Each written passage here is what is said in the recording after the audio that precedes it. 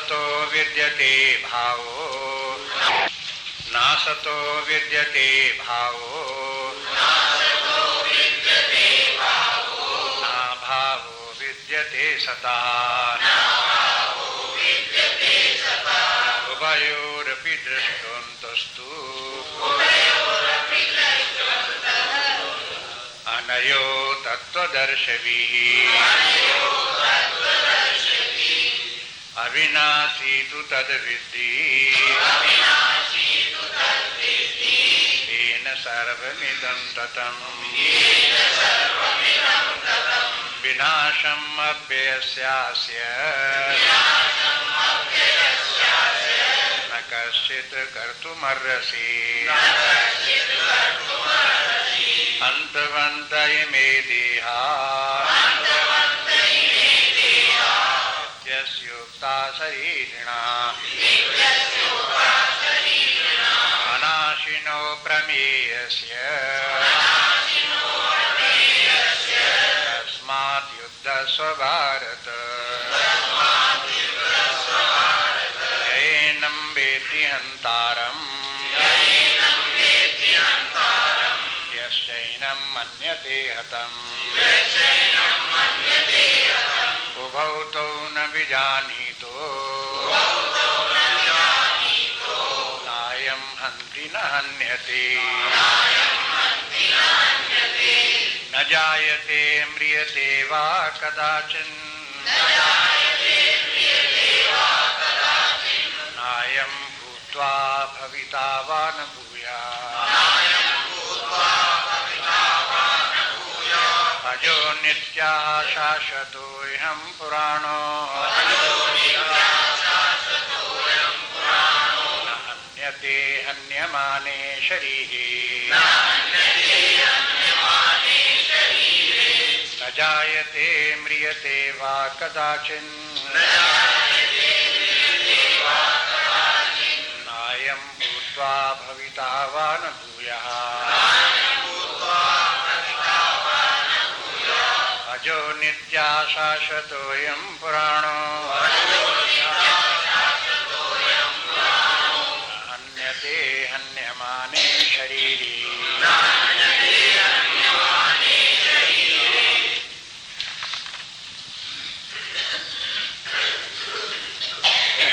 पिछले श्लोकों में कल देख रहे थे कि सत और असत की परिभाषा भगवान ने दी। लोग जानते हैं सत्य क्या है असत क्या है, लेकिन बहुत थोड़ी सीमा में जानते हैं। ऐसा कोई नहीं जो सत्य सत्य नहीं जानता है, सत्य भी जानता है, कौन सत्य बोलता है कौन झूठ बोलता है, क्या चीज सत्य है क्या असत्य है, ऐसे कैसे जानते सब हैं। लेकिन बुद्धि थोड़ी सीमा में काम करती है, इसलिए सत्य सत्य की परिभाषा देते हैं और फिर बताते हैं कि पूरे समग्र में उस परिभाषा को लगाओ, समग्र रूप में, माने जितना भी जगत है जगत के परे है ये सब ऐसा करके एज ए टोटल होल को लेकर के फिर उसमें देखो क्या सत्य है क्या असत्य है। तो बता दिया कि जो सत्य है उसका कभी अभाव नहीं होता, जो नित्य विद्यमान है शाश्वत है वो तो है सत्य, और जो परिवर्तनशील है अनित्य है आदि अंत वाला है वो असत्य है। ये भी बता दिया कि यहाँ केवल सत और असत दो ही नाम लिए भगवान ने, लेकिन अद्वैत वेदांत में समझने के लिए इन सब बातों को और कुछ प्रश्न आते हैं शंकाएं आती हैं, उनका निवारण करने के लिए मिथ्या शब्द का भी प्रयोग कर लिया। पहले तो सत्य फिर मिथ्या फिर असत्य, इस प्रकार कर ले। मिथ्या दोनों के बीच में, सत्य वो है जो तीनों काल में विद्यमान है, असत्य वो है जो तीनों काल में विद्यमान नहीं है। लेकिन मिथ्या वो है जो वर्तमान में भाषित हो, आदि में न हो और अंत में न हो, इसको मिथ्या मान लिया। तो पहले तो ये करते हैं सत्य को समझते हैं, फिर उसके बाद में मिथ्या क्या है, जो सामने जगत दिखाई देता है, शरीर दिखाई देते हैं, मन बुद्धि दिखाई देते हैं, ये सब मिथ्या है। और मिथ्या के बाद फिर इनको देखो तो अंत में असत भी दिखाई देते हैं। एक अवस्था में ये दिखाई देता है कि नाम रूपात्मक जगत उत्पन्न होता है और विनाश होता है। एक अवस्था में फिर ये भी पता चलता है कि इस जगत का न उत्पत्ति होती न विनाश होती, न है ही, तीनों काल में जगत नहीं है, तीनों काल में एकमात्र सत परमात्मा ही है। इस अवस्था को भी पहुंच जाते हैं। लेकिन जब धीरे धीरे ये दृष्टि बदलती है, ज्ञान उदय होता है, वैसे वैसे ये सब क्रमिक होता है। इसलिए वेदांत जो है एक क्रमिक प्रशिक्षण विधान है। इसमें प्रशिक्षण का विधान, और वो भी क्रमिक। अध्यारोप और अपवाद इसे कहते हैं। अध्यारोप, पहले कुछ वस्तु अध्यारोप की, फिर उसका अपवाद कर दिया, फिर कुछ बात का पॉजिट, अध्यारोप ने पॉजिट करना, किसी वस्तु को बताया कि देखो ऐसा है, और फिर बाद में जब और आगे बढ़े तो कहते ये भी नहीं है। जैसे आपको तीन बातें बता दी, पारमार्थिक सत्य, व्यवहारिक सत्य और प्रातिभाषिक सत्य। तो कहा कि देखो प्रातिभाषिक सत्य कहने मात्र का सत्य है, जिस समय व्यक्ति को भाषित होता है उसी समय सत्य लगता है, लेकिन जहाँ व्यवहारिक सत्य व्यक्ति के सामने आ गया तो उसकी तुलना में वो प्रातिभाषिक सत्य मिथ्या है। तो अब जैसे ये है कि प्रातिभाषिक सत्य कुछ नहीं है, जब हमने देखा कि व्यवहारिक सत्य ये है, इसी प्रकार से पारमार्थिक सत्य देखा कि ये है, तो व्यवहारिक सत्य भी उसकी वही दशा हो गई जो प्रातिभाषिक सत्य की थी, उसी कैटेगरी में पहुंच गया। इसलिए एक प्रक्रिया है, हर जगह देखेंगे तो निरंतर एक प्रक्रिया है वेदांत की, उसी क्रम से चलते हैं। उसको ऐसे नहीं है कि जहां जो बात कह दी और उसको बोल दिए, इस प्रकार से नहीं है। जब कर्म सिद्धांत की बात करते हैं, धर्माधर्म क्या है, तो वहां के मान्यताएं सिद्धांत एक प्रकार के हैं। जैसे वहां पर व्यवहारिक बात को लेकर के चलेंगे, व्यवहारिक पारमार्थिक सत्य की बात नहीं करते, वहां व्यवहारिक सत्य की बात करते हैं कि व्यवहार में व्यक्ति जैसा शुभाशुभ करता है उसके कर्मों का फल उसे अवश्य भोगना पड़ता है, और स्वर्ग भी है, नरक भी है, शुभाशुभ कर्म भी है, उनका फल भी है, सुख दुख भी है। ये सब बातें जो ये है करके मैंने उनको सत्य की तरह से बताते हैं। ये कोई कहे कि अरे ये तो सब कर्म मिथ्या है, जगत मिथ्या है, हम पाप करें चाहे पुण्य करें, तो कहा कि ना, अवश्य में वो भोक्तव्यम कर्म फल शुभाशुभम, ये अवश्य में कहां से आ गया?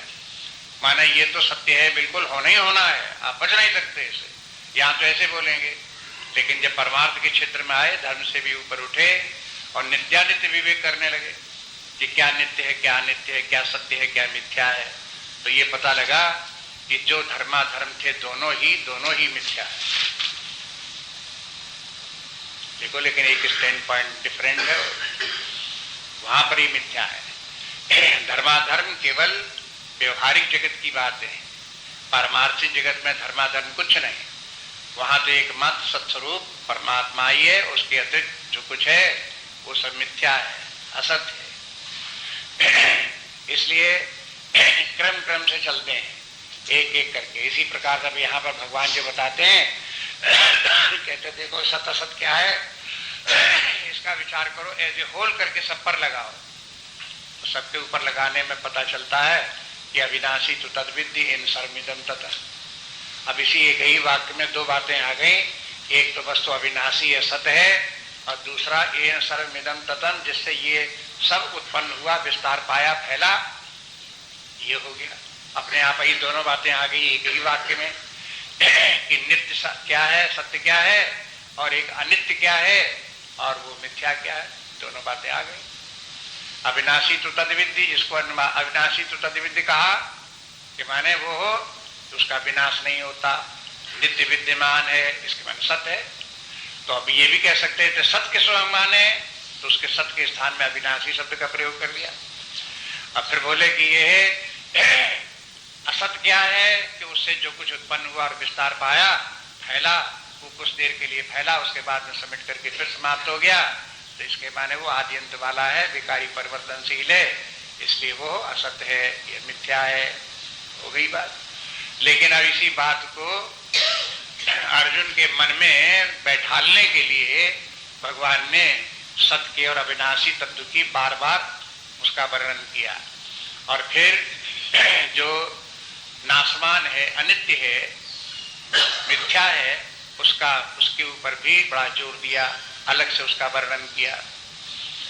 18वें श्लोक में देखते हैं अंतवंत इमे देहा, यहाँ पर बता दिया कि देखो ये देह जितने हैं, चूंकि अर्जुन का प्रश्न शरीरों के संबंध में था राजाओं के लिए, इसलिए देह के लिए कह दिया कि देह जो है वो अंतवंत है। अंतवंत है कि माने विनाशी है, विनाशी है कि माने असत है। बस वही परिभाषा यहाँ लगाओ तो ये शरीर जितने हैं सब असत है, मिथ्या है। अब एक तो हो गया वो आत्मा स्वरूप परमात्मा आत्मा, और दूसरे हो गए ये शरीर। जब शरीर बोलते हैं अंतवंत इमे देहा, तो इसका दो प्रकार से अर्थ करते हैं। एक तो देहा के माने जितने लोग खड़े हो सबकी देह अलग अलग हैं, इसे समस्त जितने भी देह हैं ये सब अंतवंत हैं। दूसरा क्या अर्थ देह का, बहुवचन में अगर देह बोले तो अंतमंत इमे देहा, स्थूल सूक्ष्म कारण तीनों शरीर अंतवंत हैं। अब किसका अध्ययन करते करते किसका ध्यान किधर जाता है वो जाने अपने। भूल दिया, जब तीन शरीर हैं अपने ही, तो तीनों शरीर, अब एक ही शरीर तो अंतवंत थोड़ा ही है। अगर प्रारंभ में इसी श्लोक को कोई पढ़ेगा जिसे तीन शरीरों का ज्ञान नहीं है, तो ये जाने कि एक शरीर होता है, एक जीव होता है, इसलिए जीव आत्मा ये तो हो गए नित्य और शरीर हो गया नित्य।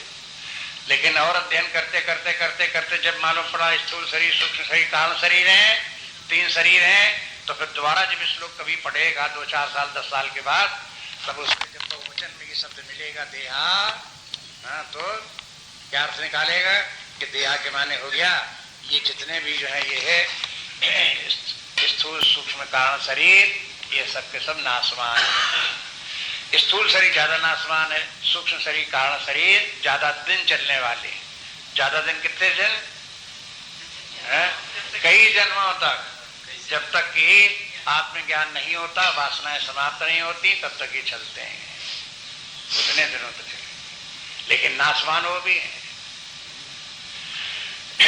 क्यों नाशवान है? क्योंकि भौतिक है, नाम रूपात्मक है। इसलिए भौतिक सृष्टि जितनी भी है वो सब नश्वर है और असत्य मिथ्या है और नाशवान भी है। अब देखिए इसी के जो ये है आत्मा नित्य है, उसकी नित्यता का वर्णन इस श्लोक में करते हैं। जब 20वां श्लोक देखे तो आप देखिए इसमें फिर से कहते हैं कि आत्मा नित्य है। न जायते म्रियते वा कदाचन न अयम, ये अयम शब्द दूसरी पंक्ति में आया है।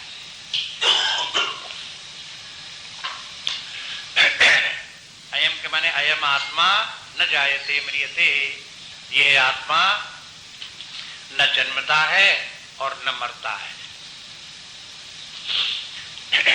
अब देखो इसमें भी इसका अर्थ क्या होगा, माने भले ही जीव जो है एक शरीर धारण करे, दूसरा शरीर धारण करे और मरना कहा जाए, तो जीव तो नहीं मरा, मरा तो शरीर। और जीव के स्थान पर अगर आत्मा कहे तो आत्मा भी जन्म नहीं लेता, मरता नहीं, जन्मता नहीं, वो शरीर नहीं धारण करता। जीव शरीर तो धारण करता है, लेकिन जीव मरता नहीं है।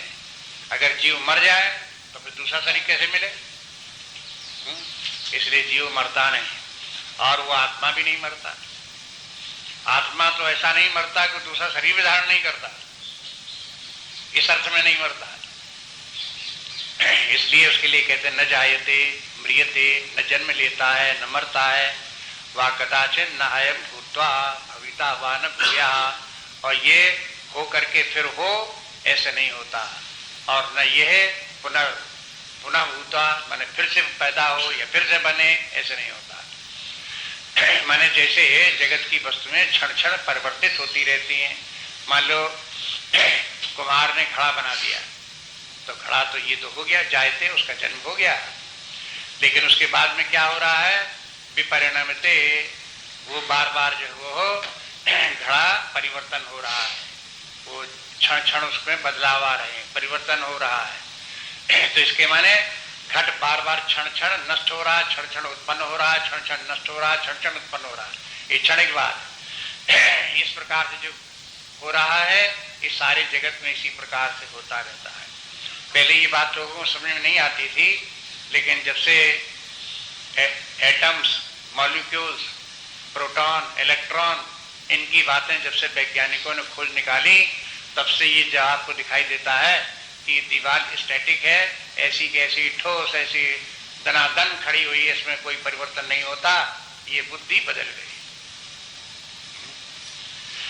प्रत्येक वस्तु जो है उसमें इलेक्ट्रॉन है, प्रोटॉन है, और वो घूम रहे हैं, परिवर्तन उनमें हो रहा है, लेकिन आंखों से दिखता नहीं है। और ये बात 2500 वर्ष पहले गौतम बुद्ध ने भी कह दी थी।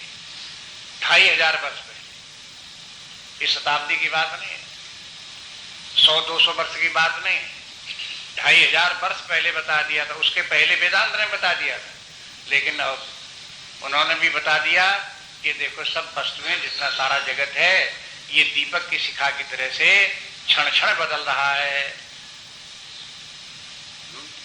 अगर मान लो कि कोई वस्तु जो शरीर ही है, एक शरीर उत्पन्न हुआ, स्थूल शरीर, और 80 वर्ष के बाद शरीर नष्ट हो गया, कोई मर गया, तो शरीर में कोई परिवर्तन हुआ तभी तो मरने की नौबत आई है? और ये शरीर में जो परिवर्तन हुआ वो किस दिन हुआ, किस क्षण हुआ? ये को पैदा हुआ तब से वैसा ही बना रहा, और एक दिन 80 वर्ष के बाद आया उधर ठप, ऐसे थोड़े होगा है? ये छोटा बच्चा बढ़ते बढ़ते बड़ा हुआ, 18-20 साल में होकर के हो गया, तो कहते को क्षण क्षण नहीं बढ़ा है, वो तो जब 18 तो खटाक से बढ़ गया, ऐसे थोड़े होगा। मैंने इस समय से ये अपने आप ही सिद्ध होता है। थोड़ा सा विचार करे तो ये पता लगता है कि ये शरीर है, जगत की वस्तुएं हैं, ये क्षण क्षण बदल रही हैं। ये जो लक्षण जगत का है, मैटर का है, वो लक्षण आत्मा का, परमात्मा का नहीं है। बस इसलिए कहते हैं कि नायम भूत्वा भविता वा न भूयः अजः नित्यः, ये आत्मा अज है। अज मान इसकी कभी उत्पत्ति नहीं हुई, नित्य है मान इसका कभी विनाश नहीं होता। शाश्वतोयम, ये शाश्वत है, शाश्वत मान सदा रहने वाला है। पुराणो है, ये प्राचीनतम है, पुराण। न हन्यते, हन्य माने शरीरे, और शरीर के हन्यमान होने पर, माने शरीर के मरने पर, नष्ट होने पर, न हन्यते, उस समय ये मरता नहीं है। अब देखेंगे आपकी भौतिकवादी जो मेटेरियलिज्म की थ्योरी है, उससे ये बिल्कुल विपरीत है। उनके अनुसार ये जगत की रचना भौतिक वस्तुओं से हुई है, और जगत भौतिक है, और जो चेतना है इसी भौतिक पदार्थ से ही उत्पन्न हुई है। इन्हीं भौतिक पदार्थों के मिलने से, केमिकल चेंजेस होने की वजह से चेतना उत्पन्न हो गई। चेतना क्या चीज है? ये केमिकल प्रोडक्शन है। उनके प्रयोग के कारण से, जैसे कि बिजली क्या है, ये भी एक बिजली जो है भौतिक जगत की रगड़ धगड़ से किसी प्रकार से ये उसमें से प्रकट हो जाती है। तो जैसे ये प्रकट हो जाती है, बिजली पैदा हो जाती है, बोले कि ऐसी चेतना पैदा हो जाती है। और जब शरीर नष्ट होता है, माने शरीर जब तक जीवे तब तक चेतना उत्पन्न हो रही है उसमें से, और जहां शरीर नष्ट हो गया तहां चेतना का क्या हुआ, उसी के साथ चेतना भी खत्म हो गई। और साफ दिखाई देता, देखो शरीर मर गया और चेतना भी नहीं रह गई, कहां चेतना दिखाई देती। तो इतनी बात समझने वाले व्यक्तियों को ये ऐसा कस करके दिमाग में भर जाता है कि निकाले नहीं निकलता। एक बार कहो चाहे 1000 बार कहो, उनको यही दिखाई देता कि हम तो यही देखते हैं कि शरीर ही में चेतना उत्पन्न हो रही है, और शरीर नष्ट हो रहा है और चेतना गायब हो गई, खत्म हो गई, नष्ट हो गई, अब कोई नहीं रह जाता। ये भौतिकवाद सिद्धांत। लेकिन अब अध्यात्मवाद जो है ये है, वेदांत इत्यादि है, स्पिरिचुअलिज्म जो है वो इससे बिल्कुल विपरीत है। ये सब भौतिक पदार्थ भी एक समय उत्पन्न हुए थे, जब ये नहीं थे तब भी आत्म तत्व विद्यमान था, क्योंकि ये अज है, इसकी जन्म नहीं होता, उत्पन्न नहीं होती। तो ऐसा नहीं है कि ये शरीरों में से उत्पन्न हुआ हो, अजा, ये शरीरों में से निकल पड़ा हो, जब शरीर पंच महाभूतों के संघात से शरीर बन गया हो तो उसी में से निकल पड़ा हो चैतन्य, ऐसा नहीं है। ये तो शरीर नहीं थे तब भी था ये चैतन्य विद्यमान, इसलिए अजा वक्त बताते हैं। और ये सारा विश्व विनष्ट भी हो जाए तब भी ये जो ये है नित्या, तब भी इसका विनाश होने वाला नहीं है, समाप्त होने वाला तब भी नहीं है। इसे जब वहां जायते मृत्यु इत्यादि कहते हैं तब एक प्रकार से जीव भाव को लेकर के कहते हैं कि न इसका जन्म होता है, न इसकी मृत्यु होती है, न ये शरीर धारण करता है, न ये शरीर का छोड़ता है। और ये दूसरा भाव जो है ये अजा नित्या बोल इस प्रकार से बोलते हैं, तब इसको बोलते हैं कि यह सृष्टि के पहले भी था और सृष्टि के बाद में भी रहेगा, ऐसा ये अज है। और नित्य है कि माने अविनाशी है, शाश्वता माने हर क्षण अपरिवर्तनशील है, परिवर्तनशील नहीं, हर क्षण अपरिवर्तनशील, उसी प्रकार से सदा बना रहने वाला, इस प्रकार से क्षण क्षण बदलता नहीं है। इसलिए शाश्वता पुराण, ये पुराण है, पुराण माने प्राचीन काल से अब तक चला रहा है और यह अब तक क्षीण नहीं हुआ है, इसलिए आगे भी कभी क्षीण नहीं होगा। इस अर्थ में इसको पुरातन कहते हैं। आप देखें कि जैसे शरीर जो है वो उत्पन्न हुआ तो कुछ समय तक तो बढ़ता जाता है, बढ़ता जाता है, लेकिन शरीर एक समय आता है जब शरीर का बढ़ना बंद हो जाता है। एक खास ऊंचाई, लंबाई, मोटाई को प्राप्त करने के बाद में उसका वो हो विकास क्रम ठप। इसके बाद क्या हुआ कि उल्टे चलो, धीरे धीरे क्षीण होने लगे, क्षीण होते होते एक दिन विनष्ट हो जाए। तो आप देखते हैं कि ये इस प्रकार से होता रहता है। वैसे आत्मा में नहीं, आत्मा बहुत पुराना होते हुए भी कहोगे जितना उसे बढ़ना था बढ़ गया। पहले आत्मा छोटा सा था, फिर खूब बड़ा, खूब बड़ा, खूब बड़ा, और इतना बड़ा हो गया, फैल गया कि अब वो धीरे धीरे करके घटने लगा है। संसार में सब वस्तुएं एक दिन घटती हैं, नष्ट होती हैं, तो वो भी क्षीण हो रहा है ना। तो कहते हैं ना, ऐसा भी नहीं है, वो क्षीण नहीं हो रहा है और न होगा कभी क्षीण, ऐसा ही रहेगा। प्राणो न हन्यते, हन्य माने शरीरे। और ये भी है कि शरीर भले ही नष्ट होते रहे, लेकिन शरीरों में जिस आत्मा से चेतना प्राप्त हो रही है वो चेतना उसी प्रकार से रहेगी। एक साधारण उदाहरण इस प्रकार से ले सकते हैं, जैसे बिजली आती रहती है, एक बल्ब लगा हुआ है, बल्ब जो है वो चला चला बहुत दिनों तक रोशनी दी 2-4-6 महीने के बाद फ्यूज,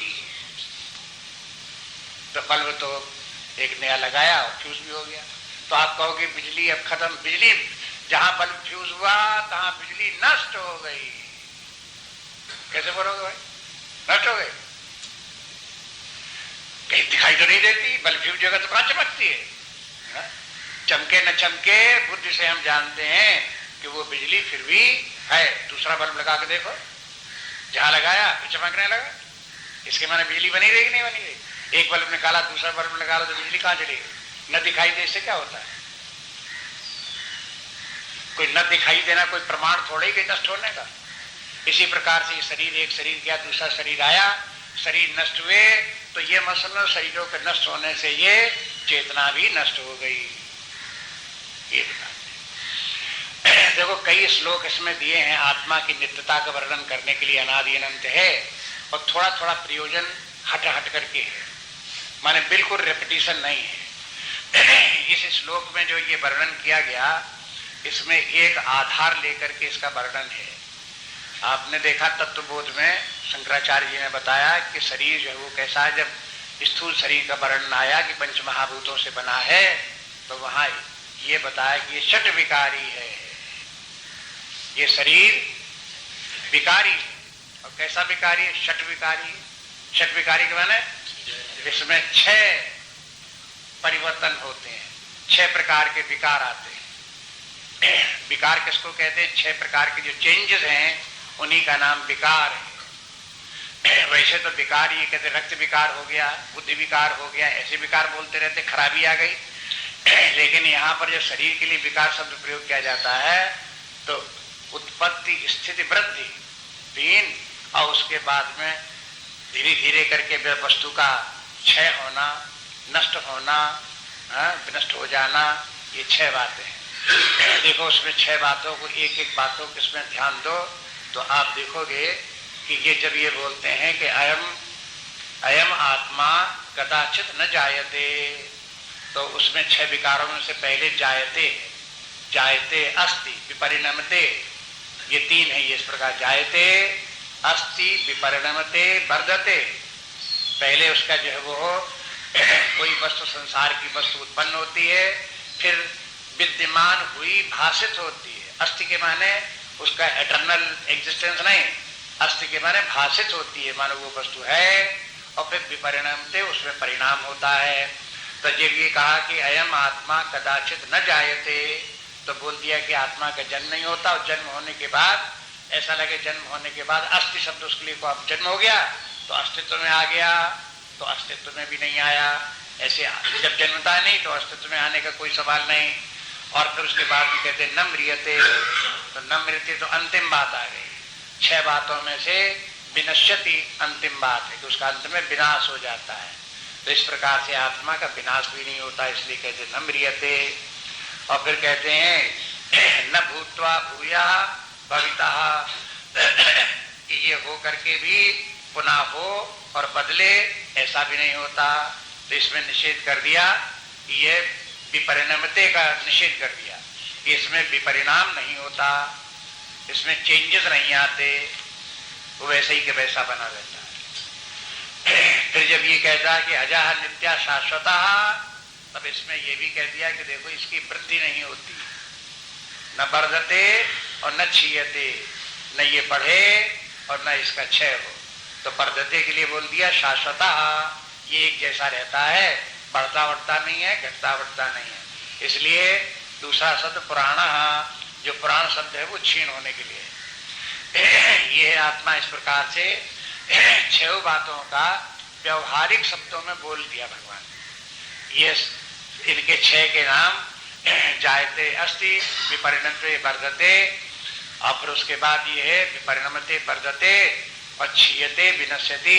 इस प्रकार जो 6 विकार हैं, इन 6 विकारों को ये टेक्निकल जो शब्द हैं इनका प्रयोग नहीं करते, लेकिन बता वही देते हैं। जैसे इन 6 बातों का नाम न ले, वैसे ही कह दें देखो ये आत्मा न उत्पन्न होता है और न इसका उत्पन्न होने के बाद कोई अस्तित्व भाषित होता है, सो नहीं होता है, इसमें किसी प्रकार का परिवर्तन नहीं आता है, ये बढ़ता भी नहीं है, ये घटता भी नहीं है और विनाश भी नहीं होता है। ऐसे बोल दिया तो कहते वही 6 बातें दी गई, लेकिन उनके 6 बातों को उनके जो टेक्निकल नाम है वो नाम नहीं लिए, लेकिन बात वही हो गई। इसलिए ये श्लोक ये बात को सिद्ध करता है कि आत्मा निर्विकार है, छठ विकार रहित है। और इसी से इम्प्लाइड मीनिंग ये भी हो गया, जब ये कह दिया न हन्यते, हन्य माने शरीरे, तो शरीर के लिए क्या हो गया, उससे उल्टा हो गया कि शरीर षटविकारी है। तो नित्य वस्तु जो है वो हो आत्मा परमात्मा निर्विकार 6 विकार रहित है, और ये शरीर जो है ये 6 विकार वाले हैं। यहाँ बार बार शरीर का नाम लेते हैं क्योंकि यहाँ प्रसंग जो है वो शरीरों का है। अर्जुन ने शरीरों का नाम ले लिया, इतने राजा लोग खड़े हुए हैं, ये सब मारे जाएंगे, ये सब रिश्तेदार हैं, तो उन्हीं शरीरों को लेकर के बताते हैं भगवान कि ये सब नाशवान हैं, अनित्य हैं, षटविकारी हैं। लेकिन केवल शरीर ही षटविकारी थोड़ा है, ये ब्रह्मांड जितना है, माया कर जितनी भी नाम रूप रचना है, वो सब इसी प्रकार का है। जैसा शरीर वैसे ही ये सब के सब।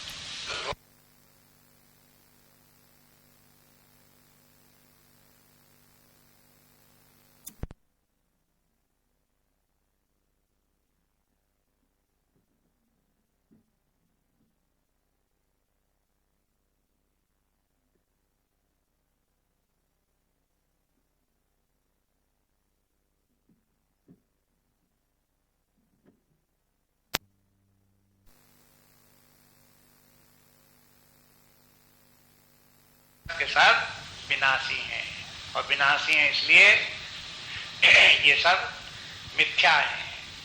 कम से कम मिथ्या तो कह ही सकते हो। अगर असत कहने में डर लगता हो तो मिथ्या बोलो भाई। कोई कहते हैं कि भाई असत्य नहीं समझ में आता, नहीं समझ में आता तो मिथ्या समझ में आता है।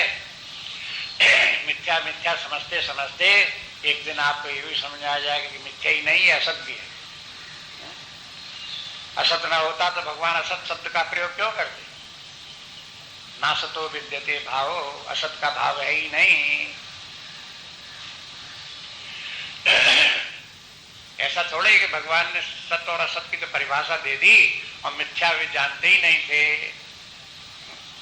मिथ्या उनको कहने की आवश्यकता भी नहीं समझी, ऐसा नहीं है। वो मिथ्या जो है वो असत में इम्प्लाइड है। जब तक आप असत को असत करके न स्वीकार कर सको तब तक आचार्यों ने बाद में बताया कि भाई नहीं असत स्वीकार कर पा रहे हो तो मिथ्या ही स्वीकार कर लो।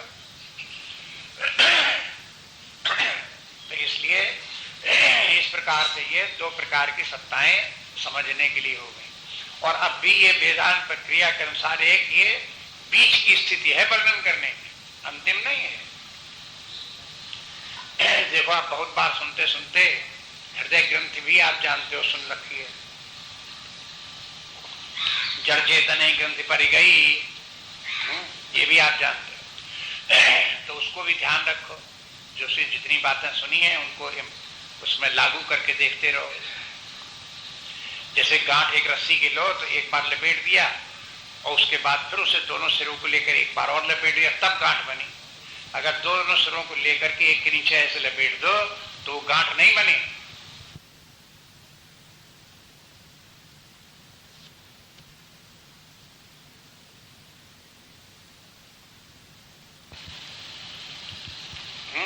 पहले इनको अलग अलग करो, ऊपर वाला फंदा खोलो, शरीर इत्यादि जगत इत्यादि जो उत्पन्न होते हैं नष्ट होते हैं ये जड़ हैं, अनात्मा है, और इनसे जहां इनका कारणभूत जो चैतन्य है वो आत्मा है, और वो दोनों के लक्षण अलग अलग हैं। अगर इतनी समझ में आ गई तो एक गांठ खुलेगी, लेकिन अभी दूसरी विद्यमान है। वो गांठ क्या है? ये जड़ और चेतन दो वस्तुएं नित्य हैं। अगर इस प्रकार का पालन करते तो अभी एक गांठ विद्यमान है, अभी खुली नहीं पूरी। जब ये समझ में आवे चेतन ने ही जड़ का रूप धारण किया है और जड़ असत है, वो कुछ है ही नहीं, एक चेतन ही सर्वत्र है, उसके अतिरिक्त कहीं कुछ नहीं है, तो अब क्या हुआ? ये जो दूसरा फंदा था वो भी खुल गया। तो अद्वैत का सिद्धांत मान्यता कब आती है? जब पूरी गांठ खुलती है। अभी जो यहाँ बात कर रहे हैं भगवान पहली गांठ की बात कर रहे हैं।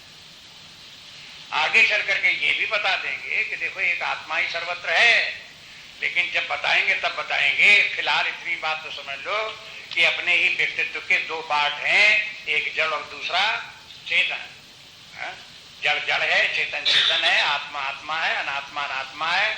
इन दोनों के लक्षण अलग अलग हैं। ऐसे करके ये द्वैत को ही पहले स्वीकार करो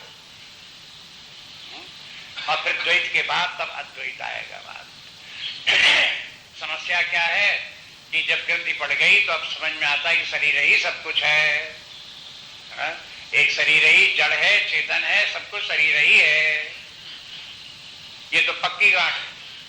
एक गांठ जब खुली कि शरीर अलग है और चैतन्य अलग है, एक आत्मा है दूसरा अनात्मा है, दोनों के लक्षण अलग हैं, तो एक गांठ खुली। शरीर के अतिरिक्त भी कुछ और सत्ता है और वही हमें, ये शरीर हम नहीं है। इस बात को समझाने के लिए यहाँ बल दे रहे हैं। इसलिए इस अवस्था में इस समय जो प्रक्रिया चल रही है उसमें आत्मा अनात्मा का विवेक है, जड़ चेतन का विवेक है, नित्यानित्य का विवेक है। अब अगला श्लोक लीजिए। वेदा विनाशिनम नित्यम येनम अजमव्ययम कथम स पुरुषा पार्थ कम घातयति हन्तिकम् वेदा विनाशिनम नित्यम येनम अजमव्ययम कथम स पुरुषा पार्थ कम घातयति हन्तिकम्।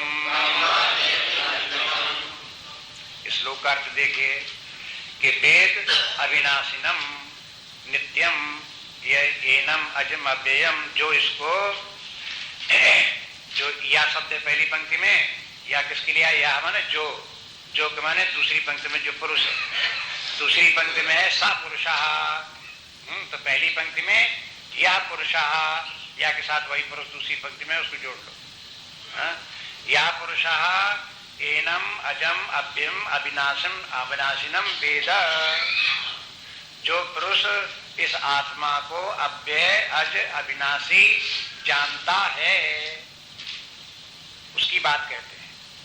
अब अभी तो जना रहे थे, अब दूसरी बात कह रहे जो इसे जानता है, तो फिर उसे क्या समझ में आ जाएगा कि स पुरुषः, या पुरुषः के माने स पुरुषः कथम घातयति, कथम कम घातयति, और कम हंति, माने वो किस प्रकार से किसी को घातयति माने मरवाता है, और हंति माने मारता है।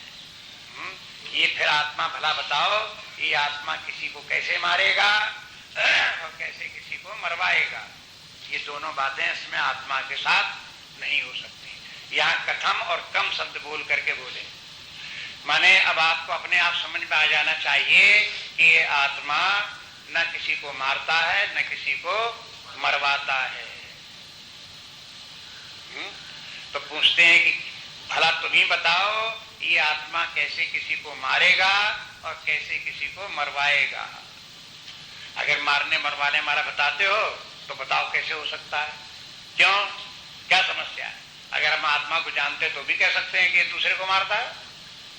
कितना, जब तक आप आत्मा को जानते नहीं तभी तक आपके मन में ये बात आ सकती है, लेकिन जहां आपने जान लिया कि आत्मा क्या है, तो आपको ये पता लगा, आत्मा का ज्ञान होने पर व्यक्ति को ये पता भी चल जाता है कि आत्मा, एक आत्मा अलग, दूसरी आत्मा अलग, तीसरी आत्मा अलग, ऐसे नहीं है। यदि आत्मा अविनाशी है तो अविनाशी वस्तु को अखंड एक रस और पूर्ण भी होना चाहिए। नित्य वस्तु जो है वो हो तभी नित्य होती है जब वो एक अद्वितीय और अनंत हो। अगर खंड खंड करके कई कई टुकड़ों में है तो वो अविनाशी नहीं हो सकती, नित्य नहीं हो सकती। अब ये चित्त में बैठा लो बात। इसीलिए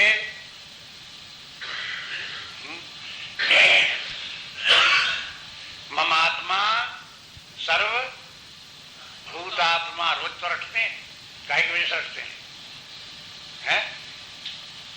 ममात्मा सर्वभूतात्मा, सर्वभूतात्मा के माने समस्त प्राणियों का आत्मा जो है वही मेरा आत्मा है।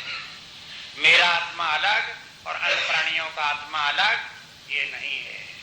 जो इस प्रकार से जानता वही आत्मा को जानता है, और जो जानता कि आत्माएं अलग अलग हैं, हम अलग दूसरा अलग, वो आत्मा कहाँ जानता है?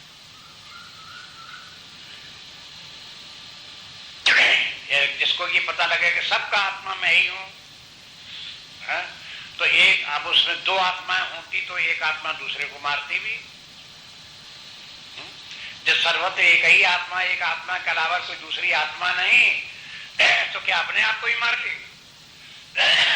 अपने आप को मारे तो भी नहीं मार सकते। वो चेतन सत्ता इस प्रकार की है, वो अपने आप को भी मार डालना चाहे, नष्ट कर देना चाहे, तो उसकी सामर्थ्य के बाहर की बात, क्योंकि वो नित्य है, क्योंकि वो सत्य है। जो वस्तु सत्य है और नित्य है वो अपने आप का भी विनाश नहीं कर सकती, और उसके अतिरिक्त कोई दूसरा आत्मा है नहीं जिसका कि वो विनाश करे। इसलिए मारना शब्द आत्मा के लिए प्रयोग नहीं हो सकता कि आत्मा किसी आत्मा को मारे। अभी शरीर की बात नहीं है, आत्मा आत्मा ही, आत्मा आत्मा को ही मारे तो दो हो तब मारे। इसके अलावा एक बात और भी है, जब आत्मा का ज्ञान हो तो एक तो पहले अभी आपको बताया आत्मज्ञान के माने मम आत्मा सर्वभूतात्मा, कि मेरा ही आत्मा सबका आत्मा, और फिर इस कारण से ही भगवान कहते भला फिर कौन किसको मारेगा, कैसे ही बात हो सकती है। दूसरी बात ये कि आत्मा जो है वो अकर्ता है। जिसको आत्मा का ज्ञान होगा उसे ये भी ज्ञान होगा कि इसका कर्म से कोई प्रयोजन नहीं है। ये तीसरे अध्याय में जगह जगह ये बातें आगे आएंगी। तीसरे अध्याय में भगवान कहते हैं कि जिसको जिसको किस आत्मा का ज्ञान है तस्य कार्यम न विद्यते, उसके लिए आत्मा को पता चल जाता हम आत्मा हैं और हमारे लिए कर्म नाम की कोई वस्तु है ही नहीं, हमारे लिए कर्म शब्द का प्रयोग की ही नहीं जा सकता। आत्मा कर्म करता ही नहीं है और कर ही नहीं सकता है। यदि आत्मा कर्म नहीं कर सकता है तो किसी मारने का काम कैसे कर देगा? जघन्य काम। ये आत्मा किसी को मरवावे ये भी कैसे कर सकता?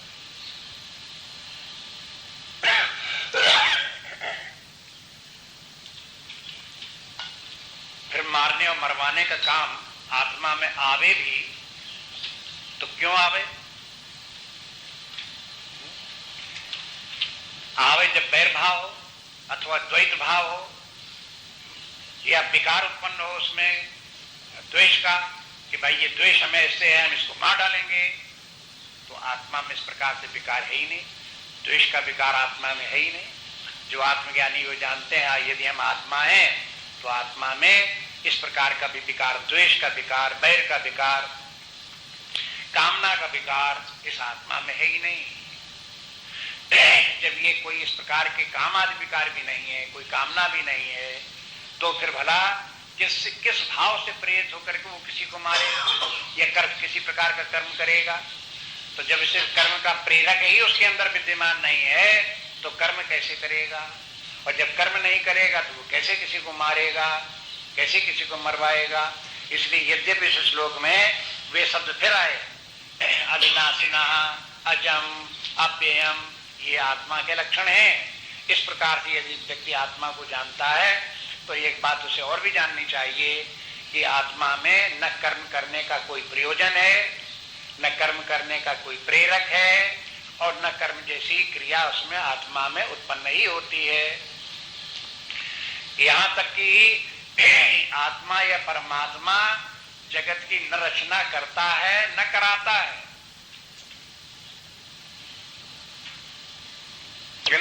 ये बात जो है शुरू में नहीं कही जाती, बिल्कुल बिगनिंग की बात नहीं है, ये थोड़ा सा बीच की बात है, थोड़ा सा आगे चल करके। पहले जो ये लोग मानते हैं जगत अपने आप से ऐसे ही बना हुआ, सदा से ऐसा ही है, उनकी बुद्धि को इधर से फेरने के लिए कहा जाता है कि भला ये जगत इतना व्यवस्थित, सिस्टमेटिक, बिना ज्ञान के और बिना इंटेलिजेंस के जगत की ऐसी रचना और व्यवस्था हो ही नहीं सकती। आपको कोई इंटेलिजेंस प्रिंसिपल स्वीकार करना पड़ेगा। तो कहता हाँ करना तो पड़ेगा, बस वही प्रिंसिपल हुआ जो वो आत्मा है, परमात्मा है, उसी से इसकी उत्पत्ति हुई है। इसलिए उसको कहते हैं कि परमात्मा ने जगत की रचना की है?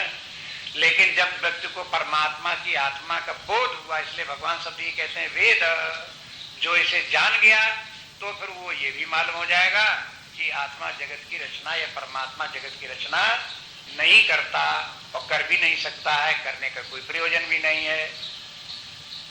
ये बात की बात है। अब आगे देखिए, वासांसि जीर्णानि यथा विहाय नवानि गृह्णाति नरो पराणि तथा शरीराणि विहाय जीर्णानि अन्यानि संयाति नवानि देहि वासांसि जीर्णानि यथा विहाय नवानि गृह्णाति नरो पराणि तथा शरीराणि विहाय जीर्णानि अन्यानि संयाति नवानि देहि।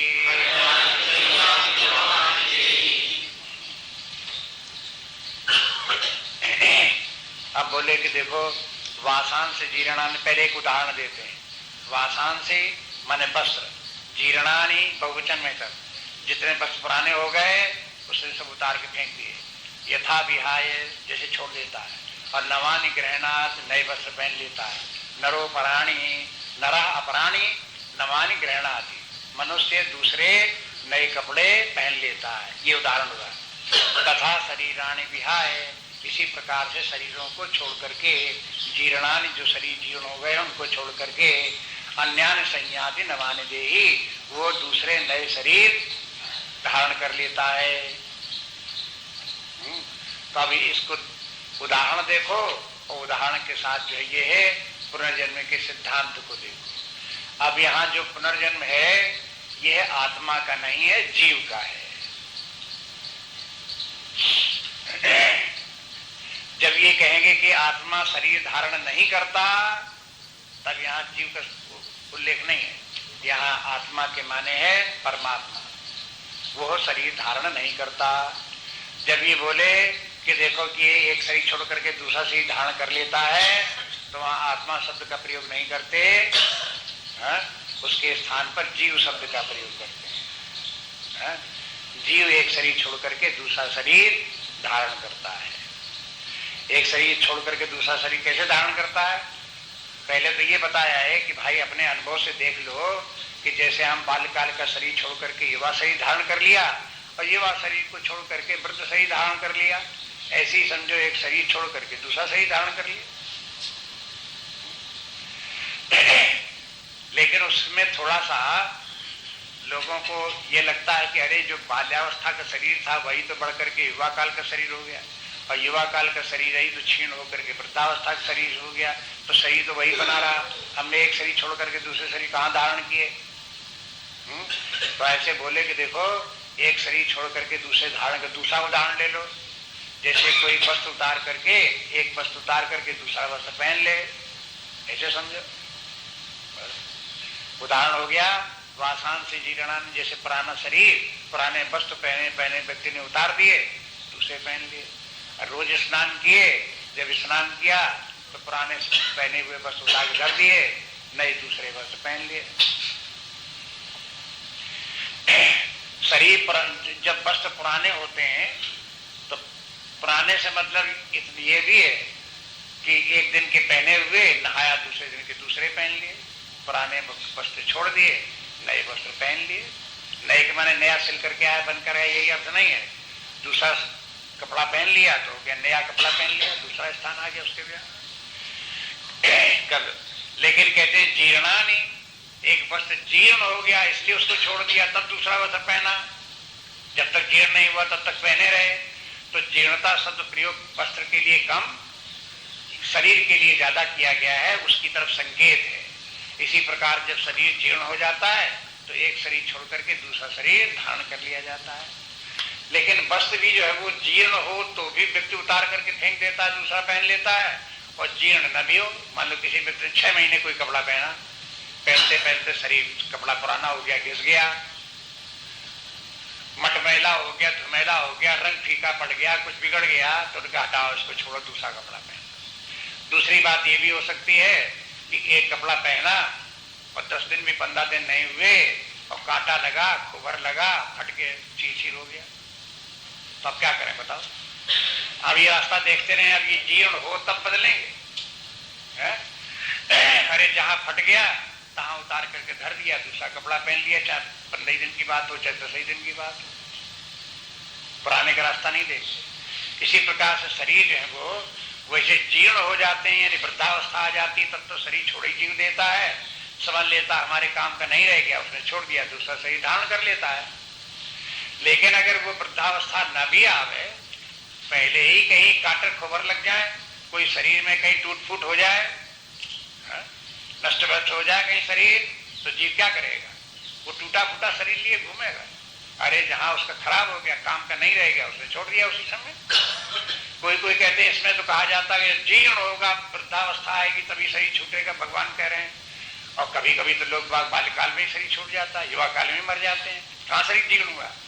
अरे शरीर जीर्ण नहीं हुआ, शरीर जीव के लिए रहने लायक नहीं रह गया, मतलब ये जीव शरीर में रहे तो रह नहीं सकता, उसका उपयोग नहीं हो सकता शरीर। इसीलिए कभी कभी एक्सीडेंट होते हैं तो डॉक्टर तो बाद में बताएगा कि ये मर जाएगा, बचने वाला नहीं है, लेकिन जीव पहले ही जान जाता कि ये शरीर जो है काम करेगा नहीं, हटाओ छोड़ो चलो।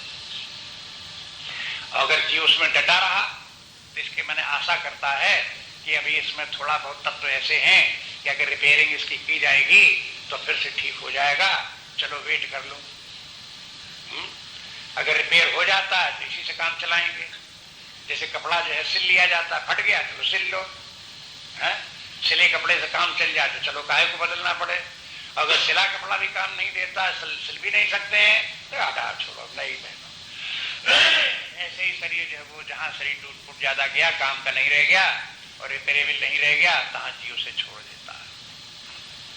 मुख्य बात यह है कि आप ऐसे देखो कि जैसे कि एक शरीर एक वस्त्र छोड़ करके दूसरे वस्त्र पहने जाते हैं, तो वस्त्र हम नहीं है, हम वस्त्र को पहनने वाले हैं। वस्त्र हमारे लिए अनात्मा है, वो वस्त्र पहना भी जाता है, उतारा भी जाता है। इसी प्रकार से जीव जो है वो शरीर धारण भी करता है और शरीर को छोड़ भी देता है। ये दोनों में समानता मुख्य बात ये है। जीव बालपन में गर्भ में आया तो उसने शरीर धारण कर लिया, फिर बड़े बड़े होते होते आयु के बाद पूरी होने के बाद में फिर उसने शरीर छोड़ भी दिया। इस प्रकार शरीर धारण करना और छोड़ने का कार्य चलता है। आपको ये कहेंगे कि इसमें तो जो है वस्त्र तो हम अपने मन से उतार लेते हैं और अपने मन से पहन भी लेते हैं, लेकिन इस शरीर को हम अपने मन से उतारना चाहें तो कहां उतर पाता है। हम अपने मन से चाहें कि शरीर उतार दो दूसरा पहन लो, तो कहां उतरता है, कहां पहन पाते हैं। बहुत बार वृद्धावस्था में चाहते भी कि शरीर छूट जाए, कहां छूटता है। पड़े रहते हैं बहुत 2-2 4 साल 7 साल, नहीं छूटता शरीर। तो इसमें इसका प्रयोजन तात्पर्य कहने का ये, उसके पीछे फिर और बहुत सी सूक्ष्म बातें भी हैं कि जैसे जीव जो प्रारब्ध लेकर के आया है तो प्रारब्ध के साथ आयु भी है। जितना प्रारब्ध है उसके अनुसार आयु भी उतने दिन तक शरीर चलेगा। देखो भौतिक जीवन का तो सिद्धांत ये है कि शरीर अन्न से चलता है, क्योंकि अन्न में शरीर है, इसलिए अन्न मिलता है तो शरीर चलता है। दवा मिलती है तो चलता है, रोगों को उपचार करते रहते हैं, अन्न खाते रहते हैं, उनसे शरीर चलता रहता है। लेकिन अध्यात्म शास्त्र या वेदांत या कम से कम अपने यहाँ का वेदांत या अध्यात्म विद्या, भारतीय या सनातन धर्म, वो इस प्रकार से मानता है कि ये शरीर का पोषण प्रारब्ध करता है। शरीर का पोषण प्रारब्ध करता है। जिस समय प्रारब्ध शरीर का पोषण करना बंद कर देता है, उस समय न अन्न शरीर का पोषण कर सकता है और न दवा शरीर का पोषण कर सकती है। जब तक प्रारब्ध शरीर का पोषण करता रहे तब तक आपको लगेगा कि अन्न ही शरीर का पोषण कर रहा है, दवा ही शरीर का पोषण कर रही है। लोग बात कहते हैं कि देखो दवा खाओ तो ठीक बने रहते हैं, अन्न पौष्टिक खाओ तो आयु बढ़ जाती, चलते रहते हैं। तो ये ऊपर ही है, माने शैलो थिंकिंग है, शास्त्र मत आपने नहीं देखा। अब ये शरीर प्रारब्ध से चलता है, इसके लिए क्या प्रमाण। अब ये तो फिर कर्म शास्त्र की बातें जहां विस्तार से आए वहां पर उनको देखो कि कर्म क्या है, प्रारब्ध क्या है और प्रारब्ध से किस प्रकार से शरीर चलता है, ये सब बातें आएंगी। शंकराचार्य जी सन्यासियों के लिए कहते हैं कि देखो जहां सन्यासियों की शिक्षा देते हैं वहां प्रारब्धम पुष्यत बपुः, वहां बोलते हैं कि देखो ये शरीर, अब याद ये रखो, अब आप खाने पीने की चिंता मत करो, दवाई सवाई की चिंता मत करो, अब बस ये बात को ध्यान रखो कि प्रारब्धम पुष्यत बपुः, अपने शरीर का पोषण प्रारब्ध कर रहा है और जब तक हमारा प्रारब्ध है तब तक शरीर चल रहा है। बस अगर प्रारब्ध होगा, शरीर को चलना होगा तो प्रारब्ध ही व्यवस्था करेगा अन्न की भी और प्रारब्ध ही व्यवस्था करेगा औषध की भी। स्वामी जी के सामने इसी प्रकार की बातें आती नहीं गुरुदेव सामने, वो भी ऐसी बातें कहते रहे, अरे साहब जब ये जो कुछ आप ये तुम्हारा प्रारब्ध ये, हमारा प्रारब्ध ये, और क्या है, बस प्रारब्ध तो फिर भी है, प्रारब्ध तो सन्यासी के साथ भी लगा हुआ, कोई ऐसे थोड़ी प्रारब्ध समाप्त हो गया तो सन्यासी हुआ। अरे भाई, सन्यासी का भी जो शरीर चलता है वो प्रारब्ध से उसका भी चलता है। कोई कहे कि हम सन्यासी को देखो, इसका तो कमाई धमाई तो कुछ है नहीं, टका धेला तो इसके पास है नहीं, हम खिलाएंगे तभी ये शरीर चलेगा इसका, हम इसकी दवा कराएंगे तभी शरीर चलेगा। तो उसके मन में अगर ये बात आती है तो ये उसके मन की अपनी बात नहीं है, ये है उस सन्यासी का प्रारब्ध, और प्रारब्ध का लिंक है परमात्मा की तरफ से, चेतना की तरफ से, और वो जो समस्त चेतना है जीव भाव की जो है, जैसे वैश्वानर है, फिर वो दूसरे लोगों के मन में इस प्रकार का भाव उत्पन्न करता है कि इनको दवा खिलाओ, इनके पास तो अन्न सन्न है नहीं, इनको अन्न खिलाओ। क्यों? कि अभी प्रारब्ध कहता है इनका शरीर चलना है। अगर कोई कहे मैं खिलाता हूं तो झूठ बात, जब तक उसके मन में ये बात नहीं आती कि मैं इसे खिलाऊं और खामखा खिलाऊं, तो ये उसकी बात नहीं है, ये प्रारब्ध की है। और प्रारब्ध जो है वो थ्रू वैश्वानर के कार्य कर रहा है दूसरे शरीर में, दूसरे मन में, और उसके मन में खिलाने की, दवा देने की, उसको चलाने का काम कर रहा है। अब ये तो देखो इंटरनल किस प्रकार से अपनी, जैसे कोई मशीन होती है तो ऊपर से तो दिखाई देती भीतर क्या क्या मशीन कार्य कर रही, ऐसे करके ऊपर से शरीर तो दिखाई देते हैं, लेकिन शरीर के भीतर क्या क्या मशीनरी है और क्या क्या काम चल रहा है, किस प्रकार से ये व्यष्टि शरीर भी समस्त से जुड़ा हुआ है, किस प्रकार से ये विश्व जो कहलाता जागृतावस्था का देहाभिमानी जो चैतन्य है, जिसे विश्व कहते हैं, वो वैश्वानर समस्त रूप से कैसे जुड़ा हुआ है, और फिर वो सब एक विश्व में जो प्रक्रिया चल रही है उसका समस्त वैश्वानर के ऊपर प्रभाव पड़ करके अन्यत्र जगह जगह उसके प्रभाव पड़ रहे हैं, उनके प्रभाव कारण ये सब चल रहा है। ये तो जब शास्त्र सुझावे, जिसने इन सबको देखा हो, जाना हो, वो सुझावे, तब ये बातें समझ में ना आए। लेकिन शैलो थिंकिंग में क्या, शैलो थिंकिंग में जितना आंखों से दिखाई देता बस उतना ही, उसके आगे कुछ नहीं। तो फिर ये क्या कहते हैं, अरे भाई आंखों से दिखाई कितना देता है, बताओ आंखों से कितना दिखाई देता है?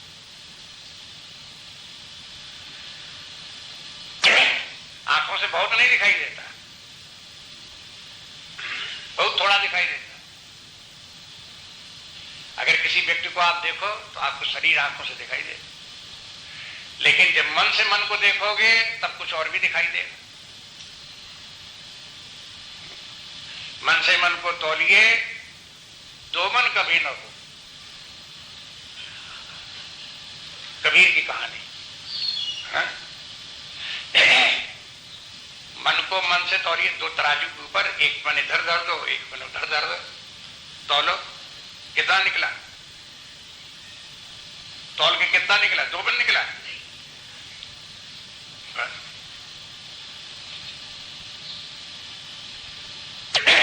ये बोले किसी प्रकार से दृष्टियां अलग अलग है, एक इंद्रियों के स्तर की, शरीर के स्तर की, मन के स्तर की, बुद्धि के स्तर पर, और बुद्धि के स्तर पर बहुत लेवल है। उसके बाद ऐत्रेय उपनिषद को आप देखो तो उसमें संकेत है कि ये कोई जो मन है, बुद्धि है, तो मन भी बहिर्मुखी अंतःकरण की वृत्ति मन है, अंतर्मुखी अंतःकरण की जो वृत्ति है वो बुद्धि है, और फिर बुद्धि भी जब इंट्रोवर्ट हो गई, इंट्रोवर्ट के माने बुद्धि जहां से चेतना प्राप्त कर रही उस चेतना की तरफ बुद्धि ने अपना मुख कर लिया, तो अब बुद्धि वो प्रज्ञा आदि रूप धारण करने लगी। विवेक, प्रज्ञा, ये नाम उसके फिर बनने लगे। तो इसके माने ये है कि जो हमारे अंदर के व्यक्तित्व के डिफरेंट लेयर्स हैं चेतना के, वे अनेक हैं। जिस लेयर तक आप पहुंच जाएंगे, जिसको जितना समझेंगे उतनी ही दूर तक दिखाई देगा, दूर तक, सूक्ष्म भी दिखाई देगा, गहरे भी दिखाई देगा। लेकिन ना आपकी बुद्धि काम करे, ना आपके मन काम करे, तो फिर अब इंद्रियों के बल पर अगर जिंदगी काटनी है तो फिर दिखाई ही कितना देगा। अगर इस शरीर के पहले भी थे और शरीर के बाद में भी हम रहेंगे तो क्या आंखों से दिखाई देगा? उसी के बल पर आप जानोगे थे। अगर भगवान कहते हैं कि जीव एक शरीर छोड़ करके दूसरे शरीर को ऐसे धारण कर लेता है कि जैसे एक वस्त्र उतारो दूसरा वस्त्र पहन लेते हैं, तो हमें तो दिखाई देता है एक कपड़ा देखो है पहने उतार धर दिया, दूसरा कपड़ा ये रखा हुआ लेकर के पहन लिया। कैसे दिखाई देता है शरीर को कि एक शरीर देखो हम ये छोड़े दे रहे हैं, दूसरा शरीर हमें मिल रहा है कि आंखों के बल पर ही सब दिखाई देगा। ये शास्त्र की दृष्टि से दिखाई देता है, शास्त्र सुझाता है, एक नई दृष्टि पैदा करता है। जब अंतर्दृष्टि व्यक्ति की खुलती दिखाई देता है, हृदय के आंख जब खुलते हैं तब सत्य दिखाई देता है। जीवन के आंतरिक सत्य क्या है, कैसे एक शरीर छोड़ करके दूसरे शरीर में जाते हैं, तब उसे बोध होता है। इसमें एक बात और देखते हैं, अन्यान संयाति नवानि देहि।